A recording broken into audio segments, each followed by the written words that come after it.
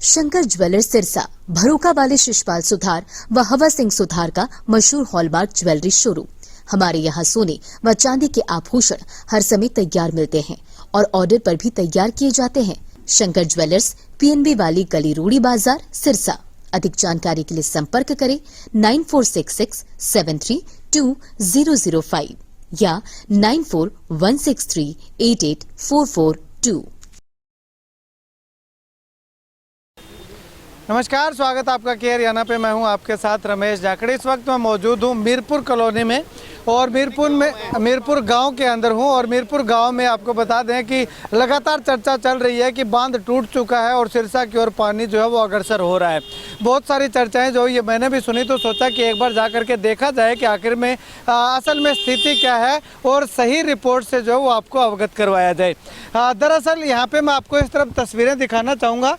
ज़रूर यहाँ पे जो है वो पानी जो है वो मीरपुर गांव के पास जो बांध बना हुआ है, रिंग बांध उसको बोल सकते हैं, उस बांध के पानी जरूर लग चुका है, लेकिन गांव में किसी भी तरह से घग्गर नदी के पानी की एक बूंद भी जो है वो अभी तक नहीं गई है और ना ही बहुत जल्द जो है वो जाने की संभावना जो है वो किसी भी प्रकार से दिखाई दे रही है। अब यहाँ पे आपको बता दें कि मीरपुर गांव के अंदर जब पानी आता है तो वो सिरसा और सबसे पहले एयरफोर्स को जो है वो अपनी चपेट में लेता है। लेकिन अब तक जो है वो गनीमत ये है कि मीरपुर गांव के अंदर पानी की एक बूंद भी नहीं गई है। और जायज़ा लेने के लिए यहाँ पे आपको बता दें कि सेना से अधिकारी भी जो है वो यहाँ पे पहुँचे हुए हैं। गाड़ी आप देख सकते हैं यहाँ पे खड़ी हुई है और इस तरफ अगर बात करें तो अधिकारी जो है वो सरपंच से कुछ विचार विमर्श जो है वो लगातार कर रहे हैं। क्या तो लगातार जो है वो तस्वीरें मैं आपको दिखा रहा हूँ। और ऐसे में ग्रामीणों की अगर बात करें तो ये देखिएगा, गांव के लोग जो है वो यहाँ पे लगातार इस बांध के ऊपर जो है वो नज़र अपनी बनाए हुए हैं।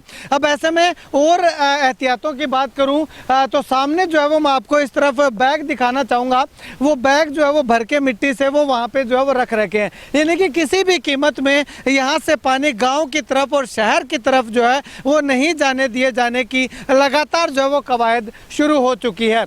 लगातार जो है वो पूरे पुख्ता प्रबंध जो है वो गांव के लोगों के द्वारा यहाँ पे किए जा रहे हैं। एक चर्चा ये है कि यहाँ से इस रोड के नीचे से जो पाइपलाइन है जो दबाई गई है, उन पाइपलाइनों से लीकेज हो करके हो सकता है कि पानी इधर चला जाए। लेकिन ये गांव के लोग जो यहाँ पे खड़े हुए हैं, ये उन पाइपलाइनों की मुख्य तौर पर रखवाली जो है वो करने के लिए यहाँ पे खड़े हुए हैं कि पाइपलाइन से भी कहीं किसी तरह से कोई लीकेज वगैरह ना हो, जिससे कि पूरे गाँव को और शहर को जो है वो जल त्रासदी का जो वो सामना करना पड़े। अब ऐसे में ये जो पुख्ता प्रबंध किए जा रहे हैं, ये जहाँ से भी पाइपलाइनें जो निकली हुई हैं, उन पाइपलाइनों को रोकने का काम जो वो लगातार गांव के लोगों के द्वारा किए जा रहे हैं। और फालतू लोगों को रोकने के लिए पुलिस प्रशासन यहाँ पे पूरी मुस्तैद है। जो ट्रैक्टर ट्राली अपना काम कर रहे हैं, वो ट्रैक्टर ट्रालियों के बीच में कोई व्हीकल अवरोध ना बने, इसके लिए पुलिस जो है वो मुख्य रोड पे खड़ी हुई है, गांव के अंदर जो वो खड़ी हुई है, किसी तरह से भय की स्थिति उत्पन्न ना हो, शांति बनाए रखने के लिए। चलिए, गांव के लोग मौजूद हैं, इनसे बातचीत करते हैं। सर, अगर बात करें तो लगातार चर्चा चल रही है कि गांव में पानी चला गया है, शहर में पानी जा रहा है, तो क्या स्थिति क्या है? ऐसे जी अभी तक तो ये बात नहीं है पानी यहाँ बांध टूटने वाली, लेकिन ये खतरा तो है ना। यहाँ पर पाइप लाइनें वगैरह डली हुई हैं जी, उनका खतरा काफ़ी है जी। अच्छा। बाकी जो इंतजाम कर रही है वैसे सरकार भी कर रही है, लेकिन गांव के लोग भी कर रहे हैं जी। और गांव के लोग तो अपनी ज़रूरत के लिए कर रहे हैं जी। अच्छा। प्रशासन अपनी ज़रूरत के लिए कर रहा है। उन्होंने अपना पल्ला बनाना, हमने तो अपना घर बचाना है जी। हमें तो ये डर है, हमारे बच्चे हैं, हमारा सामान है, कहाँ लेके जाएंगे? अगर यहाँ से टूट जाएगा तो हम कहीं नहीं जा सकते जी। हाँ। तो ये पानी जो है वो पहली बार आपके यहाँ पे आया? पीछे जब 2010 में हमारे 2010 में पहले आया था जी। हाँ, उसके बाद देख लो कितना टाइम, 12 साल हो गया। ज़्यादा 2010 में आपके गांव में पानी गया था? नहीं गया था जी, नहीं गया था, किसी तरह का पानी नहीं गया था जी। अच्छा, हाँ। तो उसमें उस वक्त की स्थिति में और इस वक्त जो स्थिति है उसमें कितना फर्क आप मानते हैं? ऐसे है जी, जो अब पानी यहाँ आके पहुँचा है बन के साथ, ये तो कल पता चलेगा क्या स्थिति बनेगी जी। खतरा भी है, और अगर ये पानी रुक जाता है तो खतरा नहीं भी है। हाँ, अच्छा, ये पानी आगे कहाँ जा रहा है? ये आगे जी, आगे O2 वगैरह निकल जाएगा जी।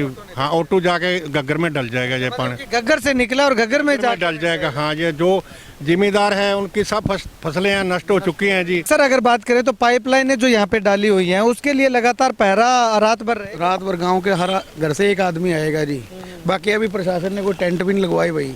आपके सामने बरसात आ रही है तो उन्हें टेंट लगाने चाहिए इस टाइम, लंगर वगैरह की व्यवस्था लाइट की करवानी चाहिए, पर अभी कुछ भी नहीं है, आपके सामने है देखो। अच्छा, लाइट की व्यवस्था अभी हुई नहीं है? कुछ भी नहीं फिलहाल तो। मेन जो पॉइंट है अभी जगह कर दी गई है। मेन जो पाइपलाइन है ना, वहाँ पे लाइट की व्यवस्था कर दी गई है। जैसे यहाँ पे पाइपलाइन है, यहाँ पे लाइट की व्यवस्था कर दी है, वैसे टेंट की व्यवस्था नहीं हुई है अभी। हाँ, अब जिस तरह ये पुलिस है, अब इन्हें भी चाहिए कुछ। अब ये बरसात में कहाँ जाएंगे खड़े होके? इस टाइम बरसात है तो इनको भी चाहिए ना कुछ रुकने के लिए। कितनी देर व्यवस्था में बैठे रहेंगे ये? तो उसका इंतजाम होना चाहिए ना टेंट वगैरह का। जी मैन जो बड़ी लाइटें हैं मरकरी, उनकी जरूरत है जी। ठीक है भाई साहब, क्या आप मांग करेंगे? आप प्रशासन के सामने रखी है आपने कोई बात? प्रशासन के सामने रखी है हमने। वैसे तो 7 बजे का पानी टूटा, तब से गांव सारा ही हमारा मीरपुर अहमदपुर बांध पे बैठा है। घर से बच्चे बुजुर्ग सभी ये बैग जो भरे हैं यहाँ पे, ये बच्चों ने औरतों ने भरे हैं, जो अभी गई हैं थोड़ी देर पहले खाना बनाने के लिए, अब घर गई हैं। क्योंकि सुबह से यहीं पे थी वो। अभी सुनीता दुग्गल MP आए हैं, और भी लीडर आए हैं। हमने तो अपनी मांग रखी है। हमने कहा अभी साथ दो हमारा। सुबह से पहले वो जो रिंग बांध आपके सामने है, उस पे 4 दिन से जिम्मेदारों ने अपनी जेब से पैसा लगा के JCB चला के उसको कामयाब करने के लिए कहा भी चलो फसल ना खराब हो, पर वो बेबसी थी हमारी, पानी ज़्यादा आने की वजह से टूट गया। अब हमें यही है अभी, अब हमारे मीरपुर का कम से कम 60% रकबा इसमें ख़राब हो गया। सबसे ज़्यादा फसल और आमदनी वाला ये एरिया ये था, ये ख़राब हो गया। अब चलो हमारे को ये अभी चलो ठीक है, नुकसान सभी का है। हमारे पास अब प्राथमिकता इस बात की है अभी गांव को बचाया जाए। गांव बचेगा तो एयरफोर्स बचेगा, फिर ही शहर बचेगा। इसके लिए हमने प्रशासन से मांगा है। हमने सुनीता दुग्गल मैडम को कहा अभी तंबू वगैरह प्रोवाइड करवाए। ये बल्ब इस पे लगाए, छोटे हैं ये जैसे बरसात का मौसम है तो ये बल्ब फ्यूज हो जाएंगे। हमने मरकरी के लिए कहा है, उन्होंने कहा अभी भेजते हैं। अब देखो रात होगी, आपके सामने है, अब यहाँ पे दिखना बंद हो जाएगा। ठीक है जी, फिर दिक्कत होएगी रात, पूरी दिक्कत होगी। हमने तो तंबू भी कहा उनको भी, जितनी पाइपलाइन है वहाँ पे एक तंबू तो लगाओ। अब जैसे प्रशासन का ये पुलिस वाले मुलाजिम भी सुबह से हैं, ये भी बरसात में खड़े हैं, हम भी खड़े हैं बरसात में। ये कोई शेल्टर वगैरह यहाँ पे चाहिए, तभी तो यहाँ पे ठीकरी पैरा रखवाली होएगी, नहीं तो कैसे होएगी। ठीक है। यहाँ पे देखिएगा ये जो बिजली की लाइन जो है वो यहाँ से जा रही है, लेकिन पोल के ऊपर जो वो छोटे छोटे बल्ब जो है वो लगाए हुए हैं। अब ऐसे छोटे बल्ब में अगर थोड़ा सा भी पानी का रिसाव होता है तो वो इन बल्ब की रोशनी में मुझे नहीं लगता कि कहीं से दिखाई देगा। अब वैसे भी ऊपर से जो है वो पानी जो है वो बरस रहा है, बरसात लगातार हो रही है, तो ऐसे में कौन जो है वो इन बल्ब के नीचे खड़ा होकर के यहाँ पे रखवाली करेगा। तो ऐसे में प्रशासन से जो वो मांग की गई है कि यहाँ पे शेड लगाए जाएं और जो है वो बड़ी मरकरी लाइटें बड़ी बड़ी जो है वो यहाँ पे लगाई जाएं, ताकि अगर थोड़ा सा भी पानी का रिसाव अगर होता है तो उसका भी जो है वो पता लग सके और आने वाले समय में शहर को और गाँव को और एयरफोर्स को जो है वो डूबने से बचाया जा सके। खैर, आने वाले समय में प्रशासन इस पे क्या कुछ जो है वो प्रबंध करता है वो आने वाला वक्त बताएगा। फिलहाल अगर बात करें तो रात में टिकरी पहरा देने के लिए तमाम सुविधाओं से लोग जो है वो वंचित दिखाई दे रहे हैं। पहरा देने के लिए तैयार हैं, लेकिन पहरा दें तो किस बेस पे दें? यहाँ ना तो कोई रोशनी होगी और ना ही कोई सर ढकने को छत होगी। बरसात हो रही है, रोशनी अगर की है तो वो भी बिल्कुल ऊँट के मुँह में जीरे समान रोशनी की है। तो ऐसे में कैसे जो है वो इस प्रशासन के भरोसे अगर बात करें तो शहर को, एयरफोर्स को और गाँव को डूबने से बचाया जा सकता है। खैर, आप इस वीडियो को लेकर के क्या कुछ कहना चाहेंगे कमेंट सेक्शन में कमेंट करके जरूर बताइएगा। और गांव के लोगों का ये भी कहना है कि अगर प्रशासन सही से सुविधा मुहैया करवा देता है तो किसी भी हालत में शहर को, गांव को और एयरफोर्स को नहीं डूबने दिया जाएगा। अगर सुविधाओं का अभाव गाँव के लोगों के पास होगा तो इनके भी बस में जो है वो कुछ नहीं रहने वाला, क्योंकि थोड़ा सा रिसाव का भी जो पता नहीं चलेगा और थोड़ा जो है वो कब बड़ा हो जाएगा इसका जो है वो कब कोई अंदाजा नहीं लग पाता है।